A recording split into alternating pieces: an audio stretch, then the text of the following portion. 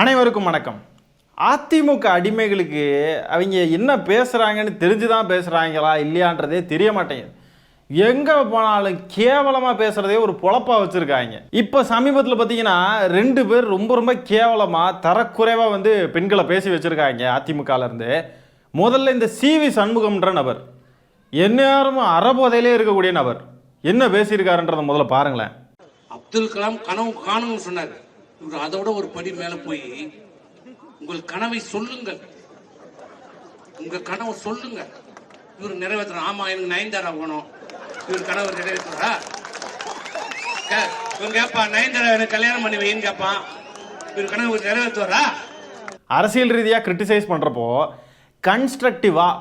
கன்ஸ்ட்ரக்டிவாக criticise பண்ணணும், கன்ஸ்ட்ரக்டிவான criticism வைக்கணும் அப்படின்ற அடிப்படை அறிவு கூட இல்லாமல் இந்த நபர்லாம் இருக்கார்.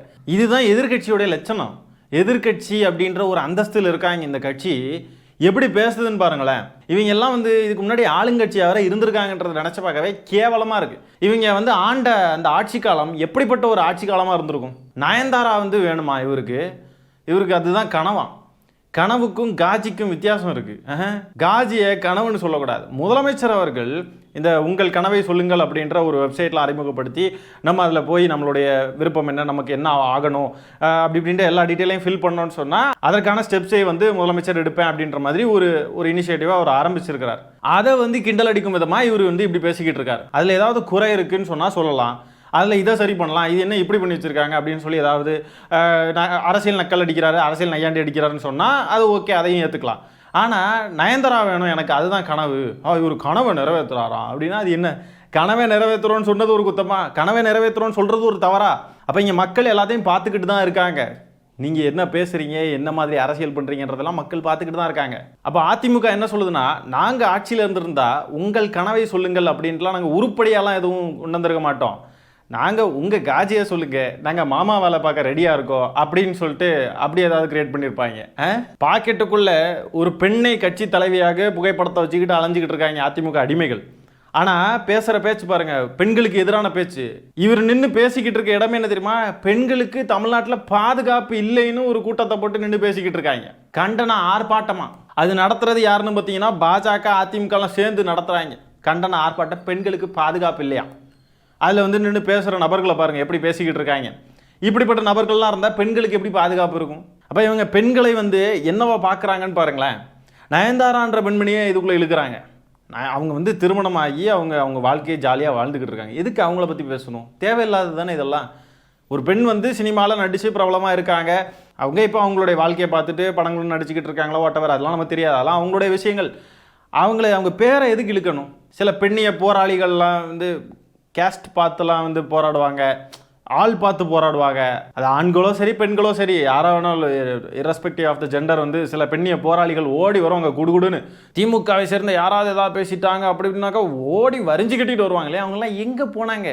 முக்கியமாக அந்த பாடகி எங்கே போனாங்க? அந்த பாடகிலாம் அதிமுக தாவேக்கானெலாம் வரப்போ எல்லாரும் பொத்திக்கிட்டு இருக்காங்களே. இதே வார்த்தையை திமுகவை சேர்ந்த யாராவது சொல்லியிருந்தா இந்நேரத்துக்கு என்ன மாதிரி வரிஞ்சு கட்டிக்கிட்டு வந்திருப்பாங்க. யோசிச்சு பாருங்களேன். ஒரு பெண்ணும் கூட பார்க்காம நடிகை நயன்தாரா அவர்களை அவ்வளோ வக்கிரமாக கேவலமாக பேசியிருக்காரு. பேசுனது அதிமுக காரன்றதுனால எல்லாரும் பொத்திக்கிட்டு இருக்காங்க. இந்த ஷபீர்லாம் ஒருத்தர் உண்டு, இந்த நபர்லாம் அப்படியே ரைட் அப்லாம் எழுதி அப்படியே கிளின்னு கிழிச்சு தொங்க விடுவேன்னு இருக்கிற நபர் இல்லையா. திமுகனா பாஞ்சு குதறி வைப்பாங்க. அதிமுகவுக்கு மட்டும் ஏன் பொத்திக்கிட்டு இருக்காங்க இந்த ஊடக புரோக்கர்கள், இந்த மாதிரிப்பட்ட பெண்ணிய போராளிகள் எல்லாரும்? தேர்தலுக்கு ஓட்டு கேட்காம நடிகை வேணும்னு கேட்டுக்கிட்டு இருக்காங்க. அரசியல்வாதிகள் அரசியல் பண்ணுறாங்க பாருங்க. நடிகை ஒரு பெண்ணை கேவலமாக பேசுகிறது தான் இவங்களுடைய அரசியல். மக்கள்கிட்ட நல்லபடியாக பேசி நல்ல வாக்கு சேகரிக்கணும் அப்படின்ற எண்ணம் இல்லை. பாஜக கூட சேர்ந்தா பின்ன எப்படி இருக்கும்? பாஜக கூட சேர்றதுக்கு முன்னாடி மட்டும் இவங்க என்ன நல்லாவா இருந்தாங்க? இவங்களுடைய வக்கிர புத்தியெல்லாம் நமக்கு ஏற்கனவே தெரியுமே. இப்படி தான் கேனத்தனமாக பேசி ஆதவர்ஜுனான்ற ஒருத்தனுக்கு ரஜினிகாந்த் அவர்கள் பதிலடி கொடுத்து செருப்படி வாங்கிட்டு இருக்கான் அந்த ஆதவர்ஜுனான்ற நபர். இப்போ இந்த சிவி சண்முகம் பேசின பேச்சுக்கு நயன்தாரான்ற பெண்மணி காலில் கிடக்கிறத எடுத்து போட்டு கழட்டி அடின்னு அடிக்க போகிறாங்க. செத்த கிளிக்கு சிங்காரம் கேட்குது. ஒரு திருமணமான ஒரு பெண் வேணும்னு ஒருத்தன் சொல்கிறான்னா அவனுக்கு உள்ளார எவ்வளோ வக்கிரம் இருக்கும்? இப்படி யாராவது சொல்லுவாங்களா? ஒரு கட்சி, ஒரு முக்கியமான ஒரு கட்சி, எதிர்கட்சி, தமிழ்நாட்டோட எதிர்கட்சி, அதில் முக்கியமான ஒரு முகம், அந்த ஒரு நபர் இப்படி பேசிக்கிட்டு இருக்காப்புல. அப்போ இவங்க எப்படிப்பட்ட நபர்களாக இருப்பாங்கன்றதை நீங்கள் கற்பனை பண்ணிக்கோங்க. அதிமுகவுடைய ஆதவர்ஜுனா தான் சிவி சண்முகம். துன்பதுரைன்ற ஒரு நபர் உண்டு, அவர் கூட சேர்ந்து போய் ஃபைன் வாங்கிட்டு வந்தாங்க உச்சநீதிமன்றத்தில்.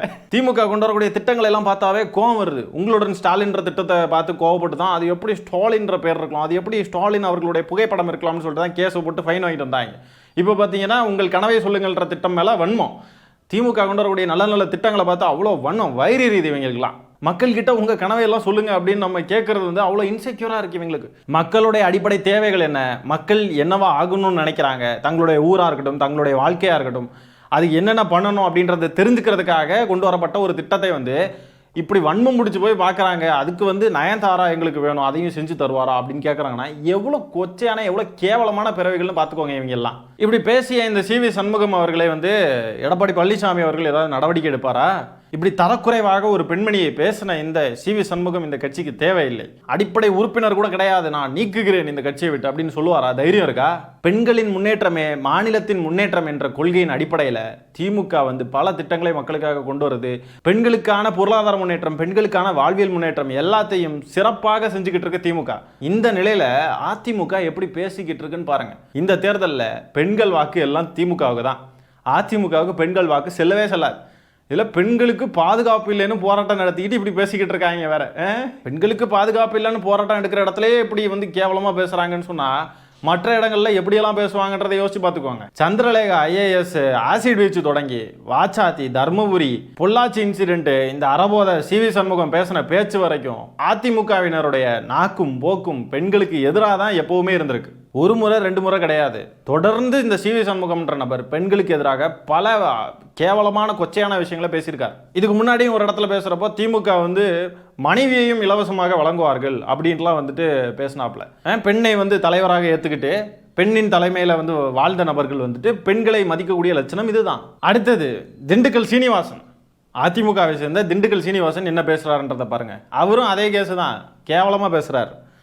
அப்புறம் சேலையை கொடுத்துருக்காங்க, எப்படி பாவாடை இல்லாம கட்டுறது பொம்பளை எல்லாம் கேட்குறாங்க. அதனால கேவலமான ஒட்டுமொத்த தமிழ்நாடு முழுவதுமே கேவலப்படுத்திருக்காங்க பணத்தை வச்சு. வாயா இல்லை காவா, இவங்கெல்லாம் முன்னாள் அமைச்சர்கள், இவங்கெல்லாம் வந்து நாட்டை ஆண்டாங்கன்னு கேட்குறப்போ எவ்வளோ இதுவாக இருக்குது, அருவருப்பாக இருக்குது. இப்படிப்பட்ட நபர்கள் என்ன பேசுகிறாரு பாருங்க. சேலையை மட்டும் கொடுத்துருக்காங்க, எப்படி பாவாடை இல்லாமல் கட்டுறதுன்னு சொல்லி பெண்கள்லாம் கேட்குறாங்களாம். எங்கேயாவது ஏதாவது பெண்கள் அப்படி கேட்டதை நம்ம பார்த்துருக்கோமா? இவங்களுக்கு மனசுக்குள்ளே இருக்கக்கூடிய வக்கிர புத்தியை இவங்க வெளிப்படுத்துகிறாங்க பாருங்க.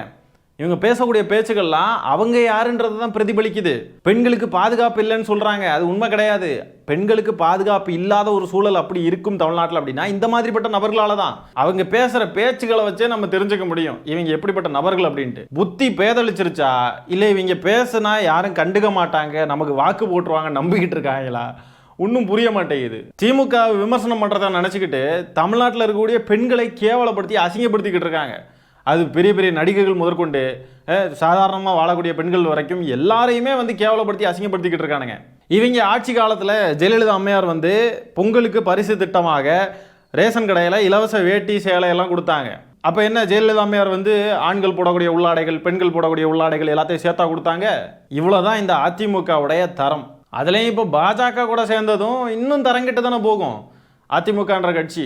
இந்த பெண்ணிய போராளிகள்னு சுத்தக்கூடிய சில நபர்களுக்கு திமுக காரங்க ஒடுக்கப்பட்டவங்க கிட்ட தான் அவங்களுடைய புரட்சியெல்லாம் இருக்கும். இந்த மாதிரிப்பட்ட நபர்களுக்கு எதிரெல்லாம் எதுவுமே பேச மாட்டாங்க. ஏன்னா திமுக மேலே அவ்வளோ வன்மம். திமுக இங்கே செஞ்சுக்கிட்டு இருக்கக்கூடிய பாஜக எதிர்ப்பு அரசியல், சனாதன எதிர்ப்பு அரசியல், இதையெல்லாம் கண்டு வெறுப்பு, இதெல்லாம் கண்டு ஒரு மாதிரி கோபம் இந்த மாதிரிப்பட்ட சில பெண்ணிய போராளிகளுக்கு, அதையும் குறிப்பாக இந்த பாடகி போன்ற நபர்களுக்கெல்லாம். பெண்களை வெறும் மோக பொருட்களாக பார்க்கக்கூடிய மனநிலையிலிருந்து ஒருத்தர் பேசுகிறாரு. அதை கண்டு இவங்களுக்கெல்லாம் கோபம் வரல, இவங்கெல்லாம் எதுவும் எதிர்த்து பேசலன்னு சொன்னால் இவங்கெல்லாம் என்ன மாதிரியான நபர்களாக இருப்பாங்க? இந்த சிவி சண்முகம்ன்ற நபருக்கு வந்து நயன்தாரான்ற பெண்மணி வேணுமா? அதிமுகவில் இருக்கக்கூடிய மற்ற நபர்களுக்கெல்லாம் வந்து யார் யார் வேணுன்றதையெல்லாம் ஒரு பட்டியல் போட்டு கொடுங்க, மக்கள் முன்னாடி வைப்போம். உங்கள் கட்சியுடைய லட்சணம் என்னன்றதை மக்கள் அறியட்டும். நல்லா இவங்க பண்ணுற அரசியலை பாருங்களேன், எவ்வளோ கேடு கெட்ட கேவலம் கெட்ட கூட்டமாக இருக்குது இந்த அதிமுகன்ற கட்சி. இந்த சிவி சண்முகம் இப்படி பேசினதை பற்றியும், இந்த திண்டுக்கல் சீனிவாசன்ற நபர் பேசினதை பற்றியும் என்ன நினைக்கிறீங்கன்றதை கமெண்ட்ஸில் பதிவு பண்ணுங்கள். இந்த காணொலியை நான் இத்துடன் நிறைவு செய்து கொள்கிறேன். நன்றி, வணக்கம்.